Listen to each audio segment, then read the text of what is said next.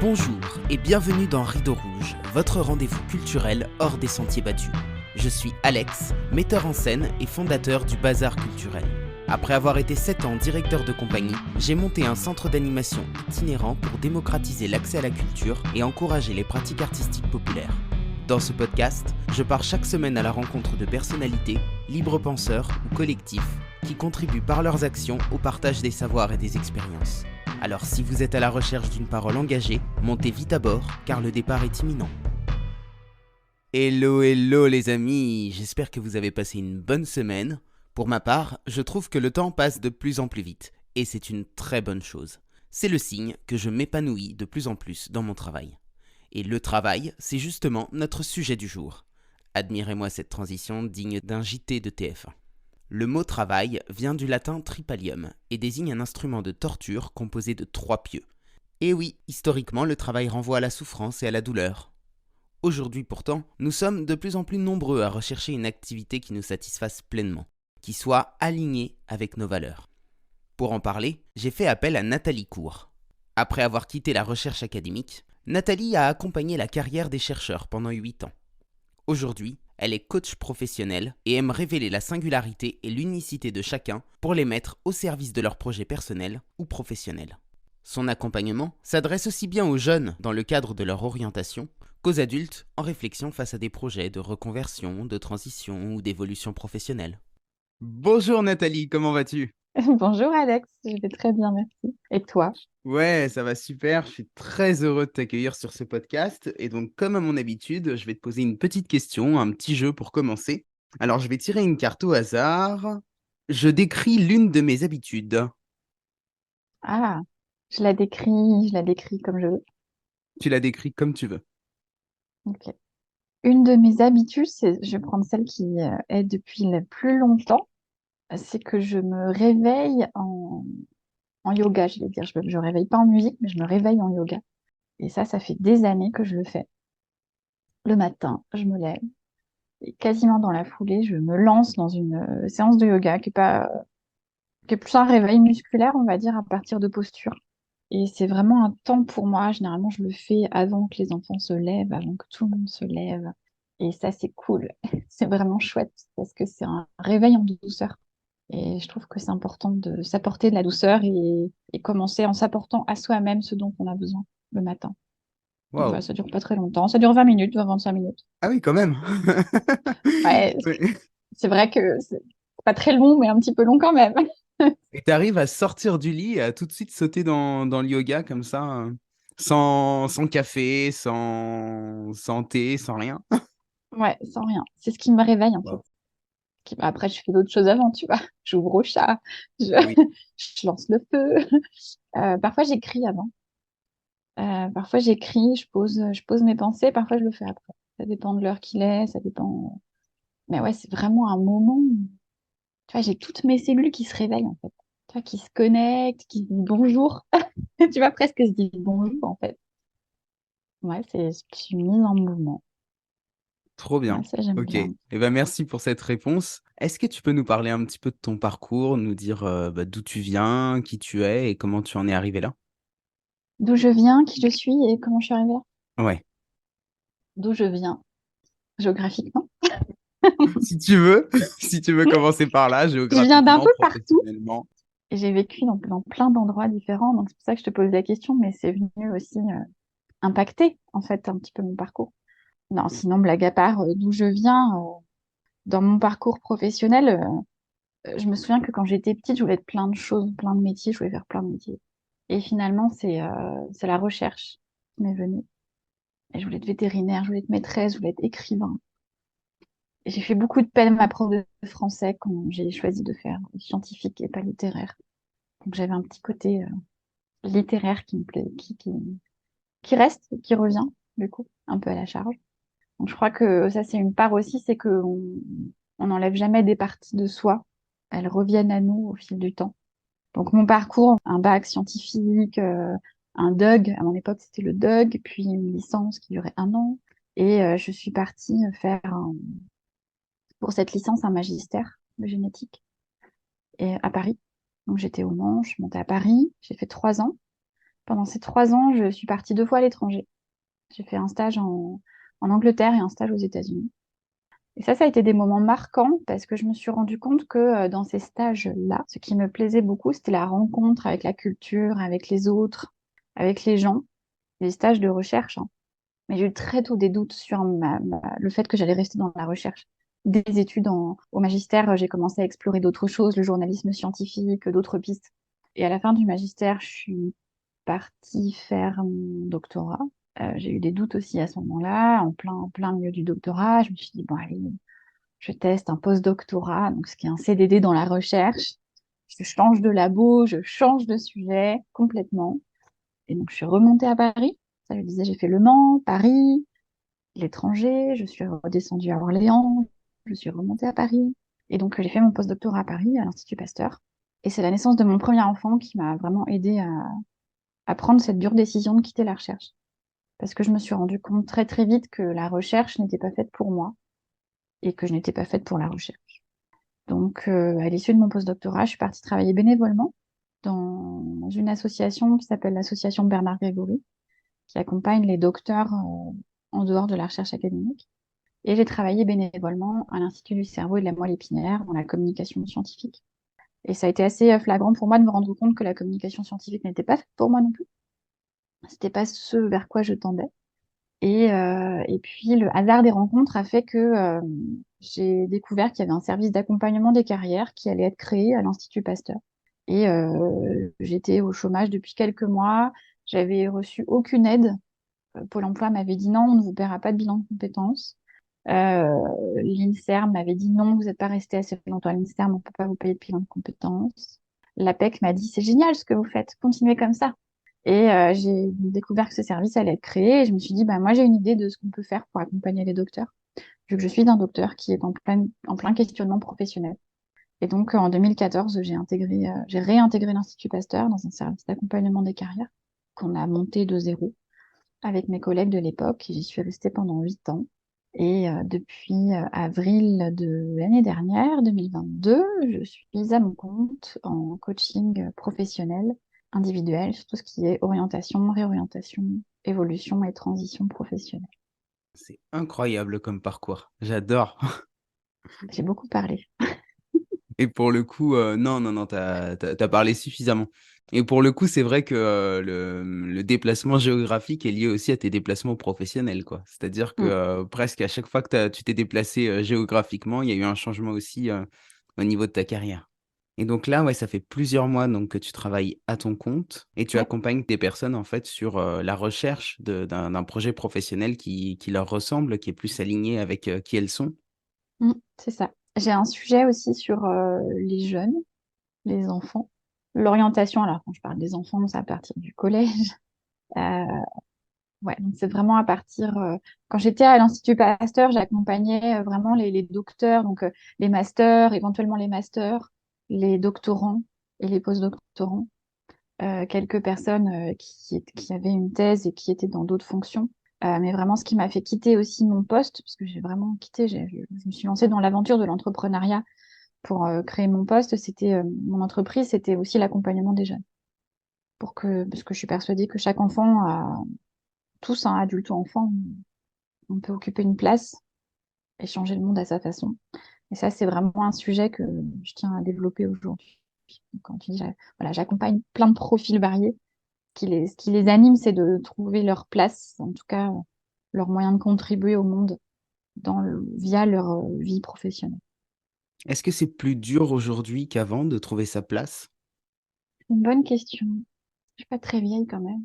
Donc le avant, je sais pas, je pense qu'il y a toute une notion identitaire aussi.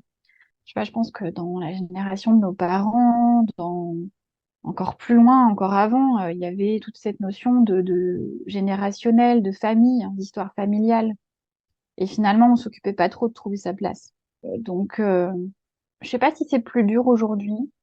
Ce qui peut être difficile, c'est que ça peut être une certaine injonction d'être heureux au travail, de trouver sa place. Et je pense qu'il faut être vraiment au clair sur chacun. Qu'est-ce que l'environnement professionnel, qu'est-ce que notre métier va nous apporter, à quoi est-ce qu'il contribue. Je sais pas si c'est plus dur. Je pense que c'est un peu une question métaphysique qu'on se posait pas forcément avant.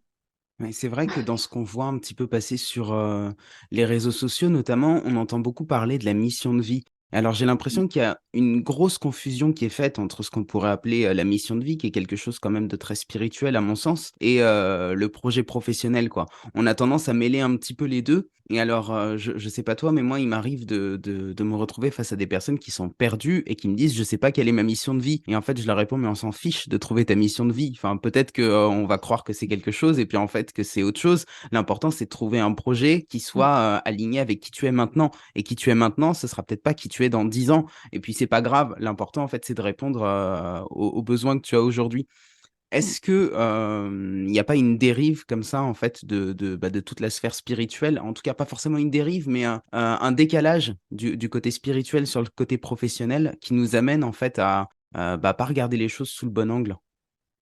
Alors, déjà, tu as dit quelque chose de très juste, c'est-à-dire qu'il y a quelque chose qu'on travaillait à Pasteur et que je continue de travailler, c'est les enjeux. Et ce que tu dis, c'est que nos enjeux personnels, ils évoluent tout au long de notre vie. Les enjeux que j'avais, mes enjeux professionnels quand j'ai commencé mon doctorat, quand j'ai commencé mon postdoctorat, quand j'ai démarré mon entreprise, étaient tous différents. Et, et un enjeu, nos enjeux professionnels quand on a un enfant, quand on n'en a pas, quand ils sont différents parce qu'on va avoir envie peut-être d'avoir plus de stabilité à un moment donné dans notre vie et pas d'autres parce qu'on aura une autre stabilité ailleurs. Enfin, c'est très variable. Moi, j'ai quitté une stabilité matérielle d'un CDI parce que j'avais une autre stabilité qui était, je pense, beaucoup plus ancrée en moi. Et puis parce que moi, j'ai pas forcément un enjeu matériel qui est très important. Pour certaines personnes, l'enjeu matériel va être extrêmement important, d'avoir un CDI, un revenu stable, une maison. Et ça, c'est très individuel. Donc, c'est important de se connecter à ce qui est important pour soi et à quel moment dans notre vie. Les enjeux, ils peuvent changer dans 6 mois, nos enjeux personnels. Et donc, pour revenir sur ta question initiale, est-ce qu'il n'y a pas eu une dérive? La notion de mission de vie, moi, j'ai l'impression qu'on la découvre au fil du temps et qu'on l'affine, en fait. Moi, j'aime bien parler de fil rouge. Je parle pas de mission de vie. Je parle de fil rouge, de qu'est-ce qui m'anime et m'a toujours animé, peu importe le métier que j'ai fait. Et en fait, c'est ça, je trouve, qui relie toutes mes expériences. Plus que de me dire j'ai une mission de vie, j'ai besoin de la trouver et j'y reste. Parce qu'il y a ça aussi, tu vois, on dit ça y est, j'ai trouvé ma mission de vie et après. Moi, c'est enfermant. Moi, j'aime pas être enfermée. J'étais chercheur à la base, j'aime explorer, j'aime découvrir. Je trouve que c'est enfermant de se dire, bah voilà, j'ai trouvé ma mission de vie. Alors, s'il y en a qui ont trouvé leur mission de vie et qui restent tout le temps dedans, c'est super. Je pense qu'il y a un petit côté aussi, laisser la vie nous surprendre, hein. Qui elle va mettre sur notre chemin, quels événements elle va mettre sur notre chemin, comment ça va venir impacter notre vie pro, perso. Et enfin, tout ça, c'est un dialogue, hein. Il y a pas... Même si on cherche à équilibrer les deux, à séparer les deux, vie pro, vie perso, il y a un dialogue, il y a une porosité, il y a un dialogue entre les deux. Ouais, moi, je suis pas trop mission de vie, je suis plus fil rouge. Voilà. Qu'est-ce qui m'anime au quotidien et qui me fait lever le matin, sur lesquels j'ai pas encore mis de mots. Il Je y sais a pas si je une réponds à ta notion question. derrière ça qui est peut-être intéressante aussi à aller, creuser, c'est celle de valeur. Est-ce que tu dirais qu'on est dans une société justement qui a perdu ses valeurs? Parce que les gens ont peut-être, plus de difficultés aujourd'hui à trouver quel est leur, fil rouge, qu'est-ce qui les anime? Parce qu'on se pose plus la question, tu vois? À une certaine époque, peut-être qu'on s'ancrait davantage dans des valeurs, dans des traditions, que ce soit, des valeurs familiales, des valeurs, peut-être aussi religieuses, des valeurs politiques. On faisait partie, on était membre d'un parti, par exemple. Aujourd'hui, on n'a plus tout ça. Est-ce qu'il n'y a Mm, pas une perte de valeur qui fait que c'est beaucoup plus compliqué pour, les gens, en fait, de se trouver une identité? mm. Je pense que c'est assez lié. Et je pense en effet peut y avoir une, je sais pas s'il y a une perte de valeur, une perte d'identification à des valeurs, puisque les valeurs, elles sont toujours là, mais elles sont peut-être un peu moins inculquées, parce qu'il y avait cette éducation un peu patriarcale, aussi religieuse, comme tu dis. Il y avait un espèce de cadre, une espèce de structure qui était apportée aussi par la religion, par la classe sociale, et qui dictait un peu notre façon de nous conduire. Aujourd'hui, je pense qu'une certaine complexité vient du fait qu'on a une liberté de plus en plus tôt et que ça peut faire peur aussi. En fait, trop de liberté peut faire peur. On ne sait pas à quoi se raccrocher, on ne sait pas où aller, on ne sait pas comment faire parce qu'on n'a plus le cadre, on va dire, qui nous soutient. Enfin, il y avait Ça, c'est vraiment cette notion. C'est pas un cadre qui. Ah, ça pouvait être un cadre qui enfermait, hein, ça je dis pas. Mais vraiment cette notion plutôt de cadre qui soutient. Moi, j'ai envie de rester plutôt sur cette notion de cadre qui soutient plutôt qui enferme, même si ça a été le cas longtemps du cadre qui enferme. Et je pense qu'aujourd'hui, c'est d'essayer de retrouver ce cadre au travers des valeurs, réfléchir à nos valeurs, qu'est-ce qui nous relie aux autres, en fait. C'est ça qui me vient par rapport aux valeurs. Et par rapport à la liberté, tu entendais quoi quand tu dis qu'aujourd'hui, il y a peut-être trop de liberté? Parce que moi, j'ai plutôt la sensation inverse, c'est qu'on est dans une perte de liberté qui se traduit notamment par le fait que, les jeunes, très tôt, on leur demande de se positionner sur une orientation professionnelle et j'ai l'impression qu'au fur et à mesure du temps qui passe, cette échéance, elle se raccourcit, quoi. On demande aux enfants de plus en plus tôt ce qu'ils ont envie de faire dans la vie et je trouve que ça, au contraire, ça nous enferme et ça nous retire une liberté. Déjà, j'ai pas dit qu'il y avait trop de liberté. Il y a beaucoup de liberté. Il y a plus de liberté, il y a moins le cadre qui structure, qui contient. En fait, le cadre, voilà, c'est un cadre qui contient. Ce qui fait que aujourd'hui, un jeune, il peut avoir accès à une multitude d'informations, tu vois. Et c'est ça, en fait. Et quand je dis beaucoup de liberté, au point d'être noyé parfois, d'être noyé sous les informations et de plus être en capacité de choisir. Alors que le cadre qui contient va donner un nombre de choix qui peut être limité. Donc, c'était pas ta question. Alors, sur la notion d'orientation, j'y réfléchissais ce matin, j'étais en balade. Et en fait, ce qui me venait, c'est moi, j'ai connu l'époque où, pour devenir enseignant, professeur en école primaire, tu vois, élémentaire, ou maternelle, je sais plus comment ça s'appelle, mais c'était quasiment directement après le bac ou après quelques années d'études, on pouvait aller, j'ai perdu le nom, il y avait le nom il y avait une école qui accompagnait à devenir enseignant. Et au fur et à mesure du temps, on a ouvert de plus en plus, c'est-à-dire que finalement, les futurs enseignants vont à l'université sur un cursus qui n'est plus aussi large, mais qui va les spécialiser. Et maintenant, c'est de plus en plus tardif. La- la- L'accès au métier est de plus en plus tardif. Et j'ai pas l'impression qu'on demande aux jeunes de se positionner, moi. C'est pas le sentiment que j'en ai. Alors, on leur demande à Parcoursup, on va demander éventuellement au collège. Moi, c'est une question que j'ai pour mon fils, hein, parce que l'école, c'est compliqué pour lui et que, bah oui, à un moment donné, j'ai peut-être plutôt envie de le sortir d'un système qui lui convient pas, plutôt que de le laisser dans un système général où il va voguer. Moi, c'est pas l'impression que j'ai. Tu vois, je pense qu'on a beaucoup ouvert. Moi, ce que j'ai vu aussi, c'est beaucoup de gens qui vont faire des études supérieures, parce que c'est bien de faire des études supérieures, et que c'est moins bien de faire des études appliquées, genre un CAP, un BEP, ou je ne sais quoi, alors que ça ne convient pas à tout le monde. Donc, je pense que la question de l'orientation, elle se pose quand même assez tôt pour éviter d'avoir des gens, des jeunes, des futurs adultes qui vont être perdus dans un métier finalement qui leur correspond pas parce qu'on n'a pas écouté assez tôt ce qu'ils sont, là où ils sont bons. Je crois que je comprends à peu près ce que tu veux dire, mais surtout, ma question, en fait, portait plus sur la question de la formation professionnelle. C'est-à-dire que j'ai l'impression, tu vas me dire si tu es d'accord avec moi ou pas, que les écoles deviennent de plus en plus des centres de formation et qu'on cherche plus totalement à instruire les élèves, Mm. mais à les former pour prendre un métier. Et ça, je trouve ça dérangeant dans le sens où, du coup, d'emblée, on considère que l'école ne va pas apporter les mêmes savoirs à tout le monde, puisque du coup, elle n'est plus là pour former des citoyens libres et indépendants, mais en fait des personnes qui vont travailler. Et du coup, en fonction du travail qu'on va avoir, effectivement, on va passer soit un CAP, soit un baccalauréat, soit une licence, etc., etc. Et du coup, en fait, il y a une décorrélation en fait entre les savoirs et le métier qu'on va exercer. Alors, par rapport à l'école, je pense qu'on formate beaucoup. Et après, la décorrélation, je pense qu'elle vient parce qu'on donne beaucoup de connaissances et de savoir, mais pas forcément. Je pense que la notion d'immersion, elle est de moins en moins présente. Tu vois, d'immersion, d'aller voir ce que c'est que le métier, d'aller rencontrer des professionnels, je pense qu'il y a une perte de sens aussi peut-être dans l'apprentissage de certains enfants. Moi, je vois le mien, qui rentre pas tout à fait dans les cases de à quoi ça sert.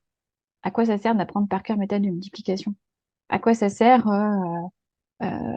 d'apprendre je sais pas quoi, mais et je pense que là, ça dépend aussi des métiers. Il y a des métiers où ça va être ultra important de bien savoir calculer, de savoir si table de multiplication. Il y en a d'autres où ça va être moins important. Et ça va être plus être le processus de savoir poser une opération. Donc, je pense que pour moi, un des gros problèmes, c'est vraiment le formatage. C'est-à-dire qu'il faut rentrer dans des cases, même si j'ai l'impression qu'il y a quand même de plus en plus une ouverture vers la singularité des élèves.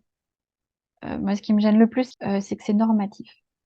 Ça Mm. vise à tendre vers une norme qui est que tous les élèves doivent être comme ci, comme ça.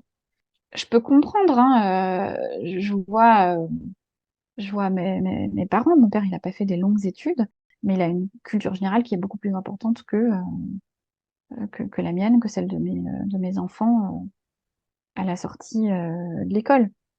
Donc je pense qu'il faudrait revoir finalement quelles sont les bases qu'on a envie d'inculquer, qu'est-ce qui est vraiment important. Et tu parlais tout à l'heure d'éduquer des citoyens. Je pense que enfin, on éduque les adultes de demain. Donc, qu'est-ce qu'on a envie de vivre demain? Qu'est-ce qu'on a envie de voir dans la société? De quelles compétences est-ce qu'on a besoin demain pour notre société actuelle, face aux défis qu'on a?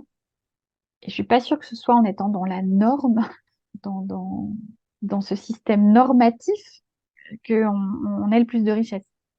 Ouais, il y a une citation d'Einstein que j'aime beaucoup qui dit que c'est pas en regardant le monde avec les mêmes yeux que d'habitude qu'on va trouver des solutions, quoi. Que si on regarde tout le temps les choses de la même façon, en fait, eh ben le problème il va pas s'arranger. Alors j'ai plus la citation exacte en tête, mais voilà, j'ai Mm. un petit peu paraphrasé, mais tu comprends l'idée. Qu'est-ce que tu penses des écoles alternatives? Je pense que c'est une bonne idée.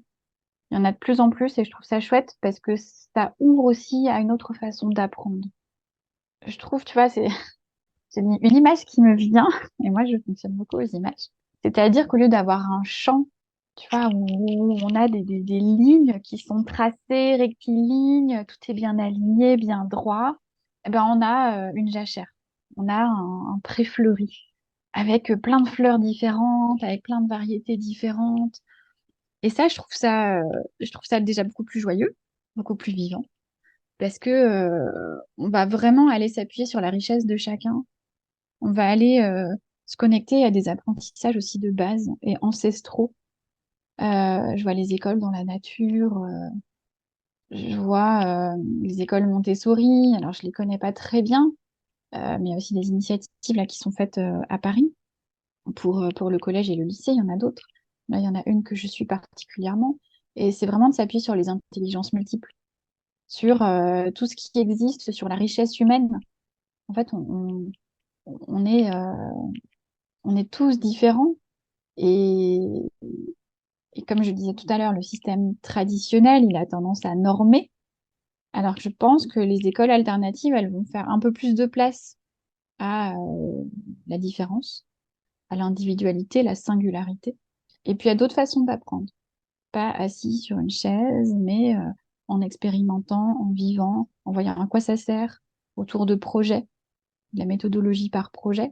Euh, je la trouve intéressante parce que c'est de la mise en mouvement de la connaissance. C'est pas juste du savoir, ça devient du savoir-faire. On se dit, ah bah voilà, quand j'apprends à faire mes opérations, je comprends à quoi ça sert dans le cas de ce projet-là. Je comprends que d'avoir appris ça et ça m'est utile aujourd'hui pour construire quelque chose avec d'autres. Donc je trouve que c'est quelque chose de bien. Après, c'est comment est-ce qu'on le démocratise, comment est-ce qu'on le rend accessible à tous? Ça, c'est une vaste question. Oui, parce que pour le coup, ces écoles sont souvent chères et du coup pas accessibles à tout le monde. Donc ma question suivante, justement, c'était bah, quand on est dans un système éducatif comme ça qui veut nous normer, comment est-ce qu'on fait pour s'aligner avec nos valeurs? Ah, le premier point qui me vient, c'est déjà de les identifier. Parce que je pense qu'il peut y avoir un désalignement qui est énorme, un espèce de ressenti intérieur, tu vois, corporel, physique, de pas se sentir à sa place, mais c'est déjà d'identifier c'est quoi nos valeurs, quelles sont nos valeurs, qu'est-ce qui nous anime, qu'est-ce qui est important pour nous. Et après, c'est de trouver, moi, c'est un point sur lequel je travaille beaucoup, qui est quel est l'environnement qui me convient. Parce qu'en fait, on a la liberté de choisir l'environnement dans lequel on pousse. Alors pas quand on est jeune, un peu moins quand on est jeune, en fonction de la famille dans laquelle on grandit. Mais il y a des plantes qui vont être super pour pousser dans le désert et d'autres qui vont être 10 fois mieux dans une forêt tropicale ou dans notre climat eurélien. Tu vois. Et je pense que déjà, trouver l'environnement qui nous correspond, c'est déjà un gros travail qui permet déjà de s'ancrer et de pouvoir bien faire pousser nos racines. Tu vois, si on fait déjà bien pousser nos racines, une plante qui est dans le désert, elle va pousser dans du sable, dans un sol qui est meuble. Si elle vient essayer de pousser en Eure-et-Loir, ça va peut-être être un petit peu plus difficile.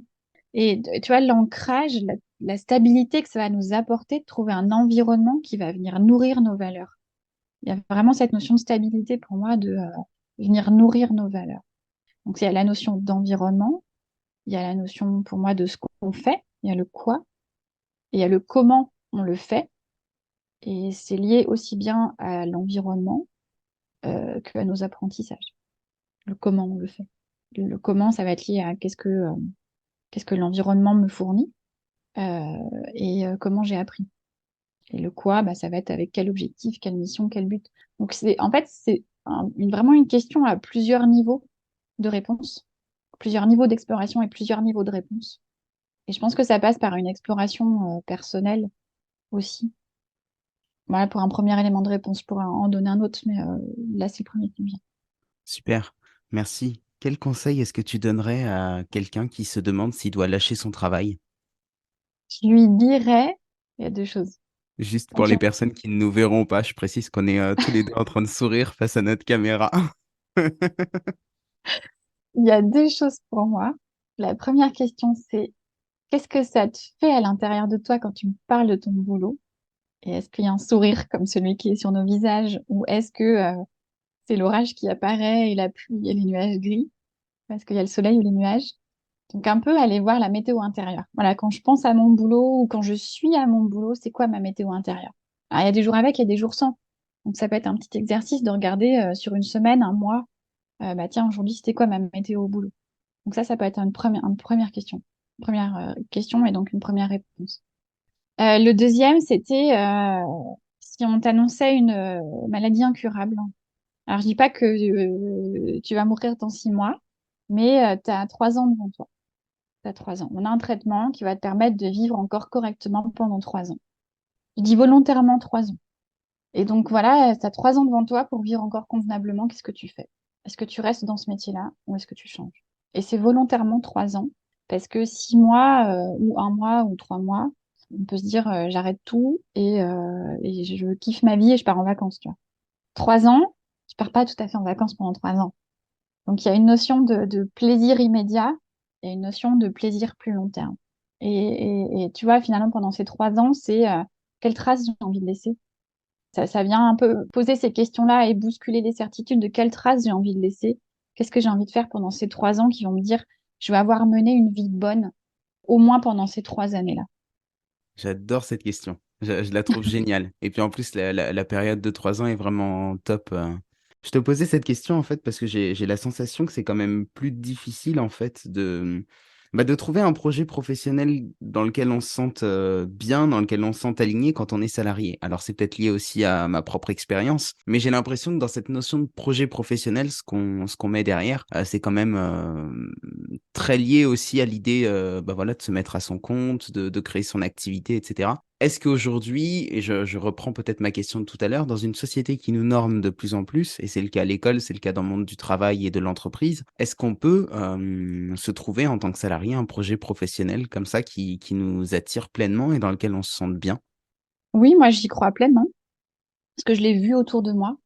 Et pour vivre maintenant l'entrepreneuriat et pour l'avoir vu autour de moi, je sais que c'est pas fait pour tout le monde. Enfin, clairement, on n'est pas tous faits pour ça. Tu vois, je parlais de cette stabilité. Je pense qu'il faut une grande stabilité intérieure ou beaucoup de réseaux et de soutien autour pour vraiment prendre du plaisir dans ce chemin. Et moi, j'ai accompagné plein de gens sur des boulots de salariés, des emplois salariés.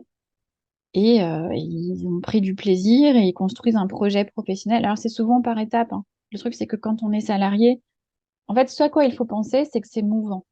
Et ça dépend beaucoup de la structure. Tu vois, je me souviens plus dans quelle structure tu étais.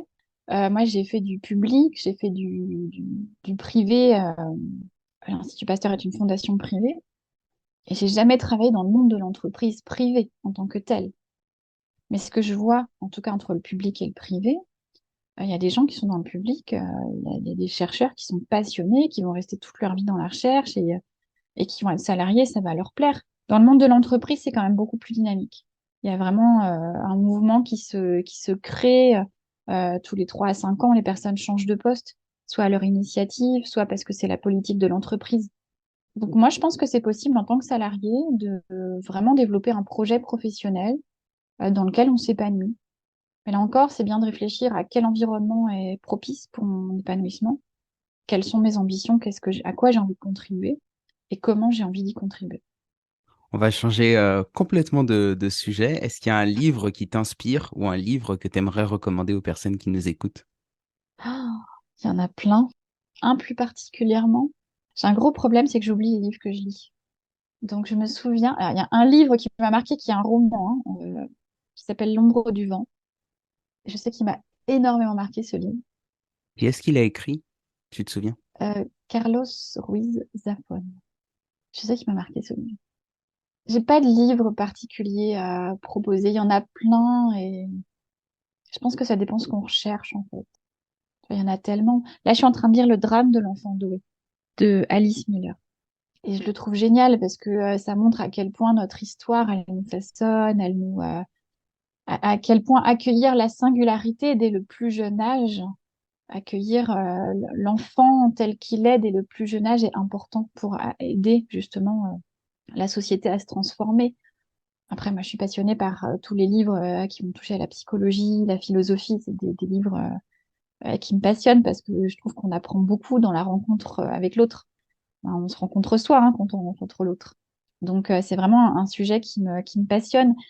Je sais pas, j'ai plein de livres et en même temps, j'en ai pas en tête. Donc, Mais c'est déjà pas mal, tu nous as déjà donné 2 titres, c'est mm. très bien. Alors avant que je te pose la dernière question qui, je te préviens, est assez compliquée, tout le monde en tout cas m'a dit qu'elle était compliquée, je vais te demander est-ce que tu as un message que tu as envie de passer, quelque chose que tu n'as pas eu l'occasion de dire, que tu aimerais dire maintenant? Il y a deux choses. Il y a oser rêver déjà. Parce qu'en fait, si on n'ose déjà pas rêver, on va pas oser plus grand. Rêver, ça nous coûte rien. Enfin, pour moi, ça ne coûte rien. Des gens qui ne seront pas d'accord avec moi, c'est très bien. Mais ça ouvre tellement le champ des possibles. Enfin, tu vois, dans ce système normatif dans lequel on a grandi, bah, si on ose rêver qu'on peut créer plein de choses, je trouve que ça ouvre le champ et ça reconnecte à nos ressources aussi. Donc déjà, oser rêver, c'est vraiment le point majeur pour moi. J'ai horreur de tuer un projet dans l'œuf. C'est un, Alors, sauf si vraiment la personne, elle a vraiment pas les compétences humaines, relationnelles, qu'il y a un écart qui est vraiment énorme, je vais en parler, mais c'est pas immédiat. Ça va pas être immédiat chez moi. Ça va être dans un premier temps vraiment d'aller explorer. Mais si rien, enfin, si tout était possible, qu'est-ce que vous feriez demain? Donc bon, quand je suis en présentiel, je dis voilà ma baguette magique, je te la donne. Et avec ça, qu'est-ce que tu aimerais obtenir demain que tu n'as pas aujourd'hui? Mais vraiment. Ose quoi. Ose demander tout ce que tu pourrais demander. C'est la liste au Père Noël. Fais ta liste au Père Noël et ensuite on verra la faisabilité. Mais d'abord, fais la liste au Père Noël. Parce qu'en fait, si on se bride soi-même, c'est le meilleur moyen d'échouer. Et un deuxième point que j'aimerais faire passer, c'est quelque chose dont j'ai pas parlé. Je me suis formée récemment à la détection des savoir-faire naturels. Qu'est-ce qu'on sait faire naturellement et sans effort? Et c'est quelque chose que moi j'ai vécu d'aller détecter mes savoir-faire naturels. Ça a transformé ma vie et d'accompagner en détectant ces savoir-faire naturels chez les gens que j'accompagne. Je trouve que c'est génial parce qu'en fait, ça révèle. Et du coup, au travers de ça, donc mon message clé par rapport à ça, c'est que chacun peut, pour moi, changer le monde à sa façon. C'est un peu ma petite phrase fétiche. Mais changer le monde, on n'a pas besoin d'être dans une ONG, on n'a pas besoin d'être un homme politique ou une femme politique. On peut juste être le boulanger qui fait son pain avec amour, la boulangère qui le vend avec le sourire. On peut être le maraîcher qui va cultiver son potager, son champ, avec des valeurs fortes de préservation de la planète. On peut être pense très fort la maîtresse de mon fils qui l'accompagne énormément, qui le soutient énormément. Et elle change notre monde familial, tu vois. Et je parle pas de grandes œuvres, je parle juste d'occuper pleinement la place qu'on peut occuper, qu'on a le droit d'occuper, qu'on mérite d'occuper. Il y a tout ça. Et vraiment, c'est qu'on a tous à apporter au monde. On a tous quelque chose à apporter au monde qui est unique. Et ça, c'est beau. Et je pense que c'est important de s'y reconnecter. De Ah, vraiment pas super. laisser ce monde normé, normatif, nous dire que on doit tous être dans la moyenne, peut-être en termes de résultats. Mais en fait, ça, c'est quand on, voilà, justement, ça, c'est quand on regarde le résultat. Mais quand on regarde comment on arrive au résultat, ben, on a tous une façon qui est unique. Et c'est là où est la richesse. Et c'est justement d'aller mobiliser notre façon à nous de faire qui est unique pour apporter au monde. J'adore ce que tu viens de dire. En même temps, je suis dégoûté parce que tu as anticipé ma dernière question. Bon, Alors, alors. bon, elle est quand même un petit peu plus personnelle, la dernière. C'est de savoir qu'est-ce que toi, tu ferais, par où tu commencerais si tu avais le pouvoir de changer le monde. Ah. Je t'avais prévenu que ce serait pas facile. Ah ouais, elle est pas facile. Elle est pas facile. Par où je commencerai? Par incarner moi-même. Par incarner moi-même tout ce que je dis. Et c'est un chemin sur lequel je suis. La notion d'exemplarité est ultra importante pour moi quand je ne fais pas ce que je dis. Je fais ce que je dis, pas ce que je fais. Quand je me rends compte qu'il y a dissonance entre ce que je dis et ce que je fais, entre ce que je prône et ce que je fais, ou ce que je prône et ce que j'ai moi envie d'atteindre, ça crée un inconfort énorme. Et donc je sais que pour moi, c'est important d'incarner ce que je dis. En fait, il y a toute cette phase-là et c'est vraiment de le vivre, de l'expérimenter moi-même. Et ce que je propose quand j'accompagne les gens, c'est des choses que j'ai éprouvées moi-même ou que j'ai vues, que j'ai constatées chez les gens que j'ai accompagnés. Et ou, ça peut être les deux. Enfin, clairement, le fait ce que je dis, pas ce que je fais, pour moi, je sais pas, ça crée une dissonance, quoi. Il y a un truc, il y a quelque chose qui est pas net, en fait. Oui. Tu vois, c'est pas net, je sais pas comment le dire. Arrêter de se mentir à soi-même, quoi. Se regarder tel qu'on est pour pouvoir mieux accompagner les autres. Ouais. En fait, moi, c'est vraiment le chemin sur lequel je suis actuellement, en fait. J'incarne, alors, c'est pour ça que je partage beaucoup. J'ai beaucoup de mal à faire des posts sur les réseaux sociaux, à dire, voilà, tu suis ces 10 étapes-là et tu vas arriver à tel résultat. Parce que j'accompagne de l'humain, j'accompagne des gens, c'est de l'humain, c'est des êtres vivants, ils sont tous uniques, ils sont tous différents. Et j'ai pas de recette miracle, hein. C'est quelque chose que l'on construit, que l'on co-construit. Et ça, j'ai beaucoup de mal. Par contre, j'aime beaucoup partager ce que je vis, partager ce que je vis avec mes clients, partager ce que je vis avec mes enfants, mes proches, ma famille. Parce que ça peut faire écho, ça peut résonner. Pour revenir à ce que tu disais et à ta question, il y a vraiment cette notion d'être soi-même. Je pense que tant qu'on porte un masque, il y avait quelques temps, j'avais publié un post où je disais que je faisais mon coming out professionnel parce que chaque étape de ma vie professionnelle m'a révélée à moi-même. Et c'est vraiment d'aller incarner, d'aller... Tu vois, le par quoi je commencerai, il est un peu traître pour moi parce que il y a une notion d'étape. Donc, par quoi je commencerai, c'est vraiment incarner. Je pense que vraiment, je le fais. Si je le fais pas, de toute façon, je le sens. C'est pour ça que j'ai arrêté de publier en fin d'année dernière parce que c'était plus possible. Il y avait un truc qui ne matchait pas à l'intérieur de moi. Et après, c'est vraiment d'aller étape par étape. Tu vois, c'est une autre image que j'ai, c'est le coquelicot. Tu vois, avant de fleurir, le coquelicot, il fait une boule toute serrée. N'importe quelle fleur, hein, d'ailleurs. Et puis après, au fur et à mesure, il s'ouvre et il se déploie. Et c'est vraiment d'aller à la rencontre de soi. Donc, je pense que voilà, pour revenir à, on peut parler longtemps avant d'arriver à mon idée.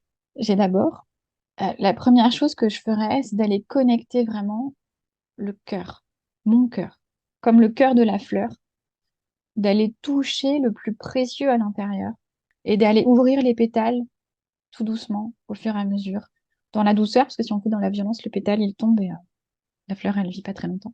Donc, c'est vraiment d'aller laisser l'éclosion se faire, la métamorphose se faire au rythme nécessaire pour aller toucher le cœur.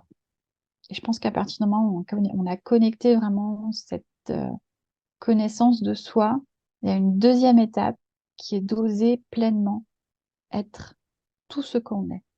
Et ça, c'est un chemin que je parcours. Qu'on parcourt tous, je crois. Ouais, ça c'est sûr. Je te le confirme. Donc, la première étape, je pense, incarner, puis et aller toucher le cœur. Eh ben, je pense que c'est un très très beau mot de la fin. Merci beaucoup Nathalie pour cet échange et à très bientôt. Euh, à bientôt. Merci, Alex.